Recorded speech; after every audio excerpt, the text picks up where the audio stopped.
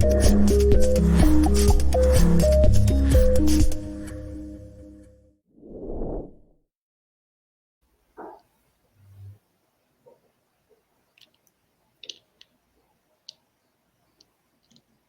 Changemakers, and welcome back to the Environmental Changemakers series brought to you by Environmental Scouts. In just a few moments, you'll hear from our special guest, Danielle Klein, lead teacher from Planet Bee Foundation. When you get a chance, please go check out our other episode with her all about honeybees. I know that you'll enjoy it. I am Dr. Adrianna Glazener, co-founder of Environmental Scouts. And we are so excited to bring you all of these stories of real life change makers, individuals and nonprofits in our community across the country, around the world that are making a difference. Please like this video and subscribe below. You can also follow Environmental Scouts on social media. We're on Facebook at Environmental Scouts or on Instagram at Environmental Scouts, Enviro Scouts LA. That's ENVIRO Scouts LA.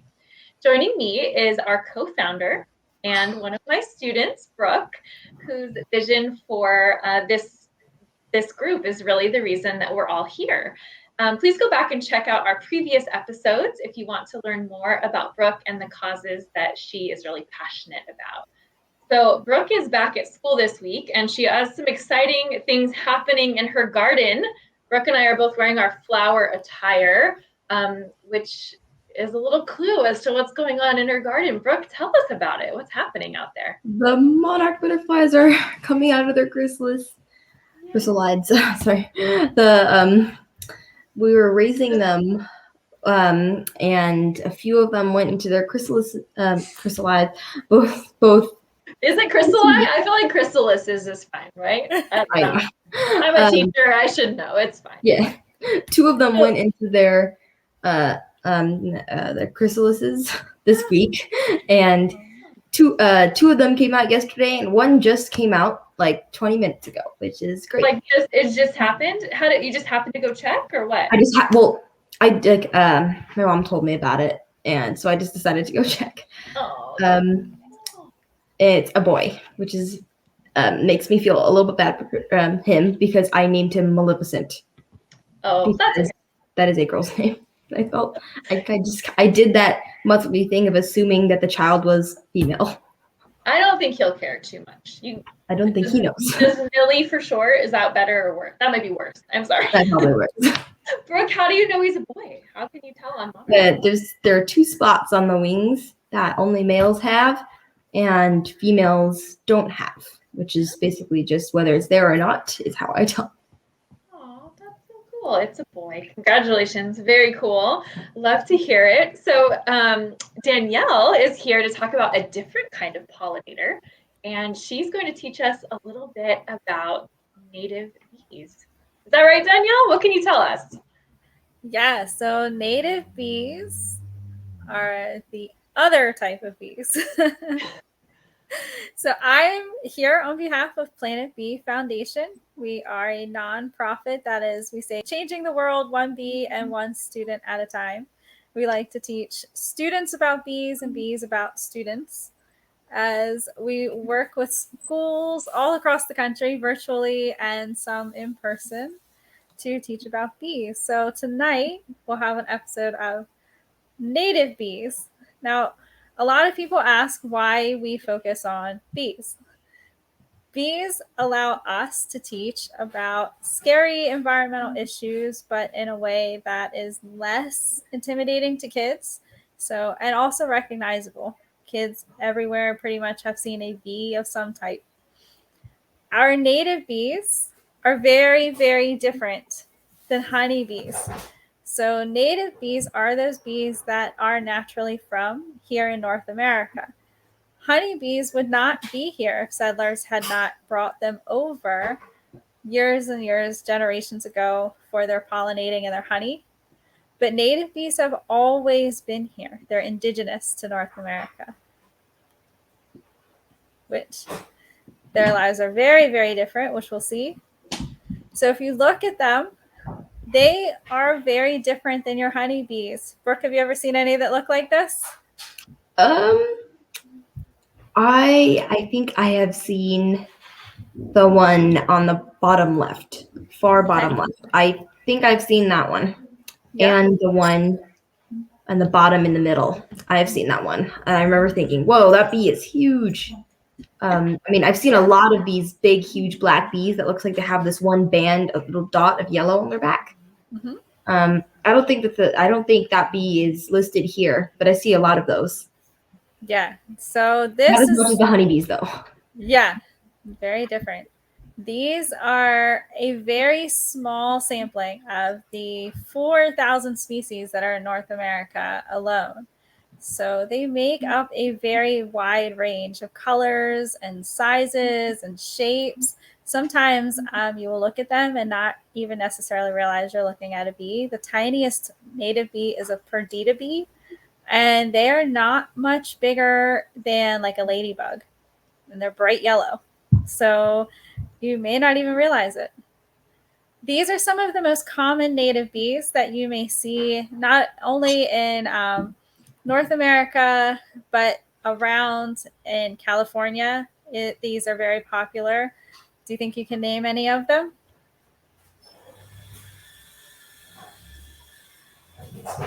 All I know there's a leafcutter bee, a carpenter bee, and a bumblebee. Those Yep. are the three that I've seen. And I know, well, I haven't seen leafcutter bees, but I've read about them before. Yeah, you're on the right track.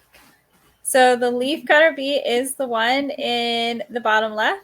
Mm-hmm. That leaf is a nice clue.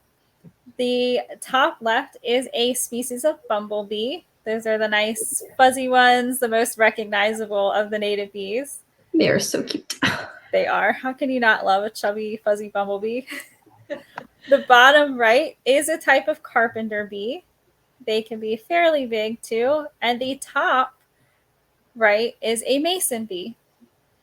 They are a very amazing pollinator. We'll take a little bit closer look at all of these and where they live as we go through. So native bees, unlike honeybees who will live with about 50 to even 80,000 roommates in a hive, native bees live primarily solitary lives. They live alone. Other than bumblebees, bumblebees will live with about up to 150 friends. Still nothing compared to the 50,000 of honeybees, but they like a few roommates. They will nest in rock crevices. They nest in holes in the ground.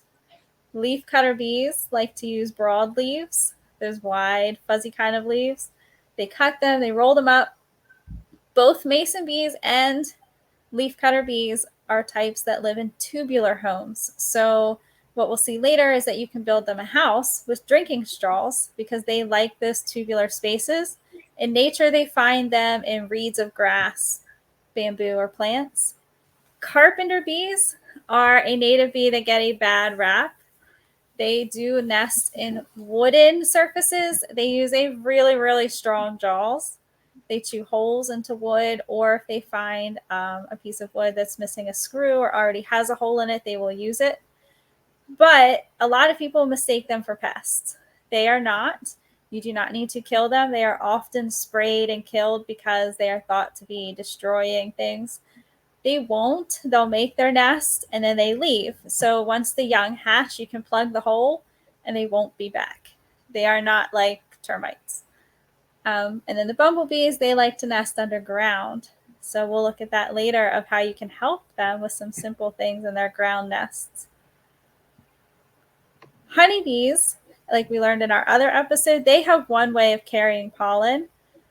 But native bees, because they're all so incredibly different and they live in incredibly vast, different habitats and ecosystems, native bees are found on every continent of the world except for Antarctica. So they have 3 different ways of carrying pollen. Some have sticky hairs, like the bumblebee covered in pollen, where the pollen will stick all over their body. Pollen baskets, that's how your honeybees carry them, are those pouches on their rear legs that they Pollen stuff. pants. Yep, exactly. Pollen pants. Looks like they've, gone to the store, stuffed their pants full, and come back with a bunch of treats. And then that masked bee on the end, because they are bald, and have no pollen pants, they carry their pollen inside in a crop, which is just an internal organ. So honeybees have their honey stomach. Native bees have an organ inside for carrying pollen that they will use later. So, Brooke, we always like to ask kids, if you were a bee, how would you like to carry your pollen? Would you want pollen pants, sticky hairs, or would you rather have a crop? I would probably rather have pollen baskets because I feel like having sticky hairs would be very difficult to be. It would be hard to get off, I think. Yeah, you don't get to shower at the end of the day. So kind of like sand that sticks to you and it's uncomfortable. So I feel like if I don't like that, I probably won't like being covered in pollen. Yeah, I don't blame you there. Good answer. So native bees, even though they live very different lives and they don't make delicious honey like honeybees do, they are extremely important in our world because they are amazing pollinators. Actually, they can be more efficient than honeybees, which we'll look at in a minute. And they pollinate plants and foods that honeybees cannot pollinate. So potatoes, for example, has pollen that is so deep within its flower that a honeybee cannot get to it. Native bees pollinate it, bumblebees specifically, because they use buzz pollination. They latch on and buzz as hard as they can, and that shakes the pollen free. They can collect it and move on. A honeybee would never get to it. So it's nature's amazing way of making sure that all plants have a pollinator and all the different species have different foods. But if you're like me and love French fries, pizza, you should be very thankful for those native bees pollinating the tomatoes and potatoes, among other things. So the powerful pollination of native bees goes beyond just their buzz pollination, but they will actually rise and start their work, their pollinating, earlier in the morning than honeybees. They can function or pollinate with less sunlight and at cooler temperatures. So where honeybees need a temperature of around 57 to be active, native bees can be out when it's cooler at about 50. They also do an amazing thing to warm themselves where they buzz as hard as they can and they can raise their body temperature as much as 60 degrees. So that's how they can live in places like the Arctics. As long as there's a flower, they can live there because they will come out on days that are even negative. They can buzz, raise their temperature enough to be active on very chilly days. And they have been found at heights equal to the height of Everest. So they are way more efficient than honeybees.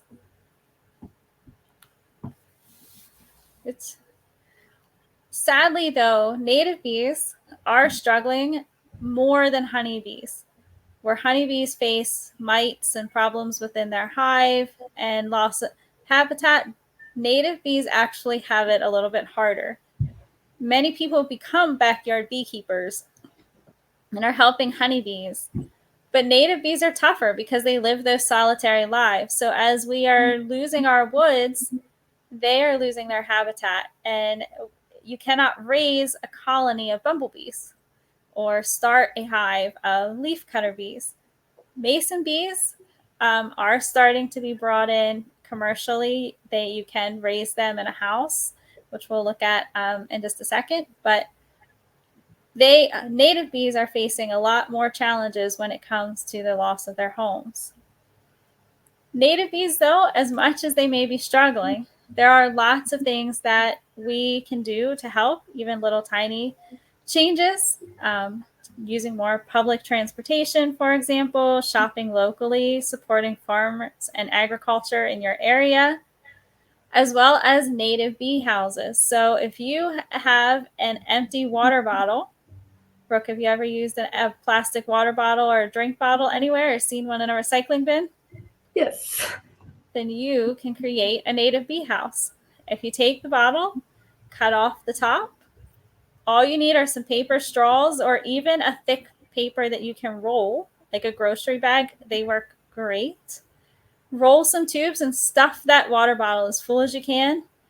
place it under the eaves of like a house or under a thick tree, and you have created a habitat for a native bee, like a mason bee or a leafcutter bee, to crawl into and nest. So native bees are pretty amazing and just as important to our ecosystems as the honeybees, and can really use your help.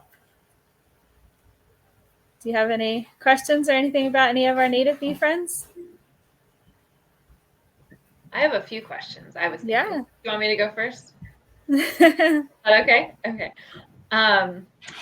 So native bees that are native to our area, let's say, have they since kind of traveled all over the world? The way that we now have honeybees where we didn't used to.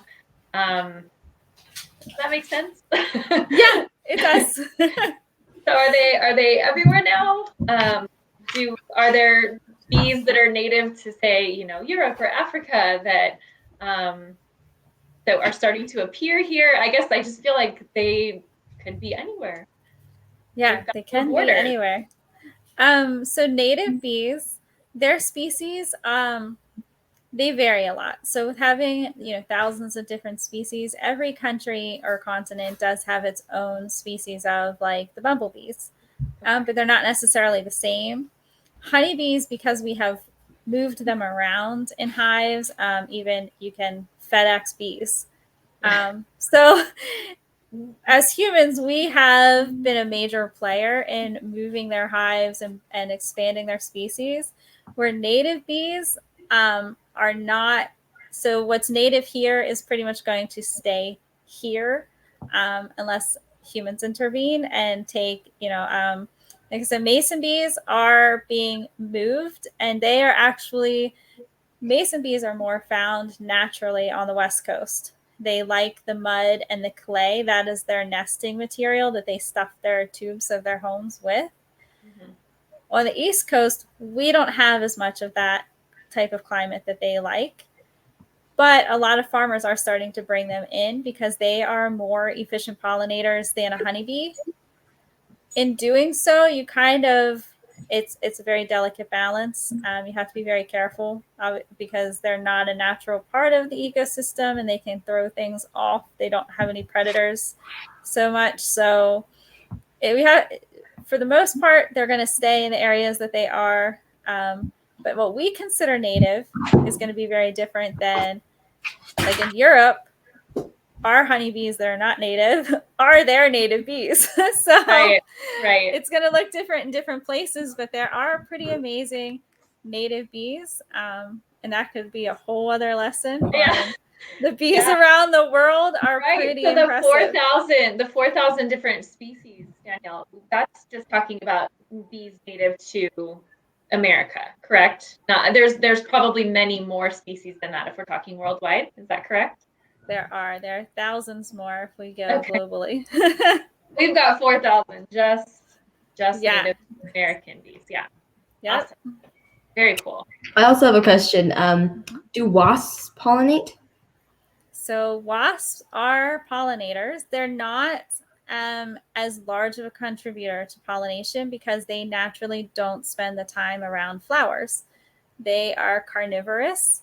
So they eat animal material. That's why they will bug you at your picnic, because they are interested in your hamburger or your hot dog. They can sting repeatedly. That's how they paralyze their prey, how they get their food, because they do feed on other insects.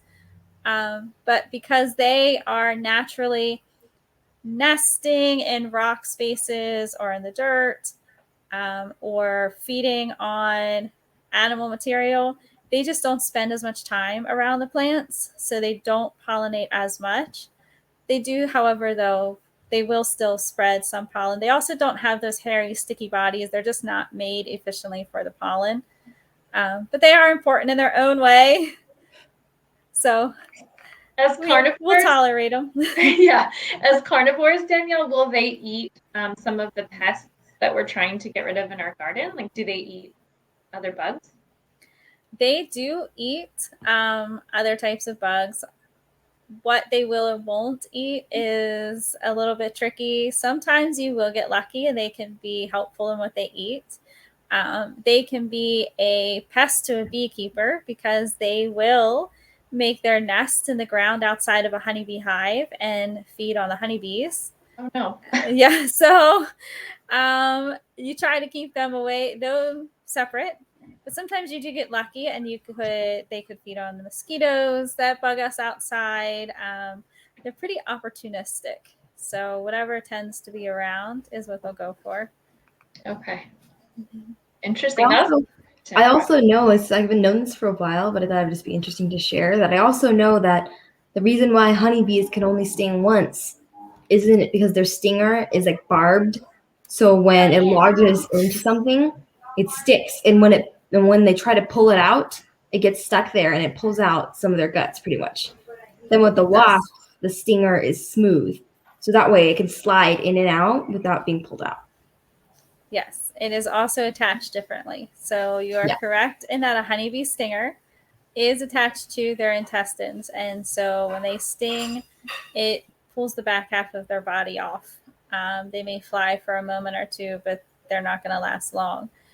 A wasp or a yellow jacket, because that is how they get their food, they can sting as many times as they need to throughout their lives, and their stinger is not directly attached to their intestines. It's more of like a cartilage at the end of their body, which allows them the flexibility to sting over and over.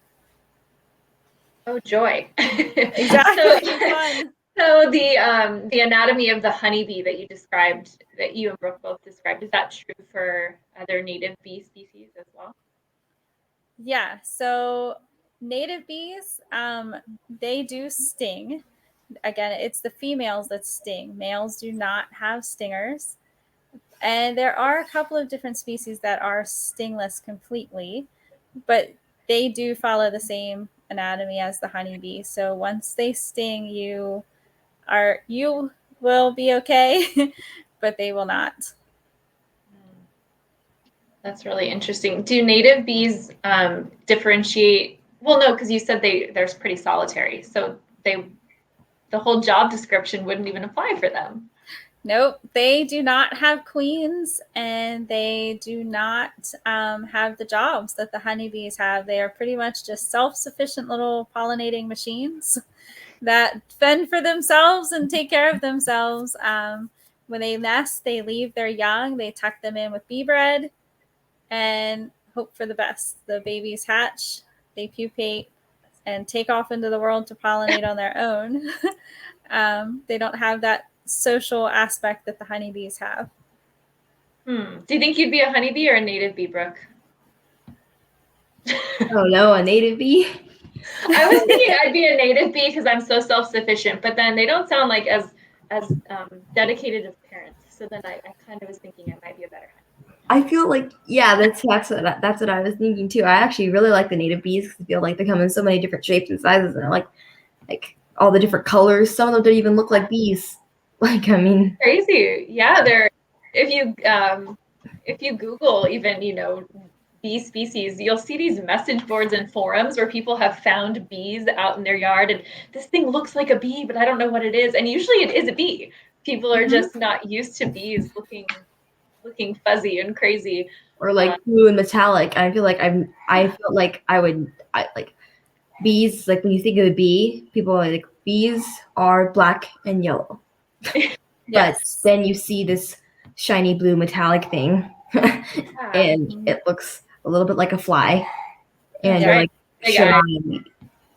I don't know if this is a bee or a fly. I'm just gonna leave it alone just in case. I'm just gonna get up and leave. Absolutely. Yeah, I had a big yellow fuzzy bee with big green eyes land on me once. I think it might have been a type of carpenter bee. I'm not sure, but it was pretty horrifying up close. Brooke would have probably thought it was cute, but it was very fuzzy and had very big eyes, and I felt like I looked it right in the eye when it landed on my scarf. But I love big fuzzy things. Fuzzy things with big eyes. Awesome. They are pretty cute, Brooke. Which of the ideas of Danielle's did you like? Maybe something we could do in class to help our native bee friends I don't know. I was thinking I kind of like the idea of building some houses or something.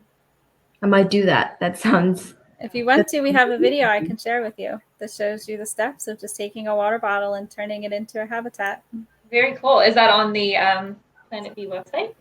It is, and it's also in our other video lessons and things. So, yep, it's a few simple steps, and instead of having trash, you have a home. Awesome. I don't think Brooke and I will be using plastic straws to build this. I'm pretty sure we like the paper idea better. What do you think? Yeah, the paper ones are great. They are definitely even more bee friendly. And all you have to do is switch those straws out once a year and make sure you place your house out of the rain. Bees don't like it when it rains in their home. The only issue I'm having right now is that we do not use plastic water bottles. So I may have to use like a milk carton or something. You can. Paper milk cartons work just as well. We usually just say the plastic water bottles because even if you don't use them, you could find one, grab one from a recycling. But milk cartons do work, as well as like orange juice cartons. That waxy kind of cardboard that they're made of will take care of it. Now those paper straws, they're so skinny. Can these big fat fuzzy bees really squeeze Your themselves? mason bees and leafcutter bees are pretty narrow, and if you want to vary your diameters, if you roll them yourselves, you can definitely make some skinny ones, some wider ones to accommodate the different size bees out there. Okay, yes, I do want to vary my diameters because we want to get some of those fat fuzzy guys, right, Brooke? Of course, you need the chubby ones. Oh, that's awesome. And I know that your website also has, like you said, directions to make a seed ball. Can you tell us more about that? Yep. So Planet Bee, our mission is to educate kids and families about bees and pollinators and to just care about the environment in general. So all of our materials are free to schools, free to teachers. If you go on our website, we have where it says to register for a lesson. That lesson may just be access to our videos. So by completing the registration, you're not committed to signing up for like one of our virtual lessons, but it gives you access to our portal of online materials, and it gives us great information to keep writing grants and keep sharing our things for free. Awesome. I can't wait to check it out. And to our audience, if you would like to find all those goodies like Danielle described, that's www.planetbee.org. Or you can find them on Instagram at planet_bee, on Facebook at Planet Bee Foundation, and on Twitter at planet_bee. So to Danielle Klein and the entire Planet Bee Foundation, we're so thankful for you teaching us about native bees and how we can help support them. And also check out our other episode we did with Danielle on honeybees. Yeah. Thank you, Brooke. Yes. Be safe out there. Be awesome, and all those other good bee puns. You can never have too many bee puns. We like to say have too many of those. Beautiful day. It's kind of an issue. Once you get started, it's hard to stop. It's hard to stop. Thank you guys so much. See you again. Bye. Thank you. Bye. Thank you so much.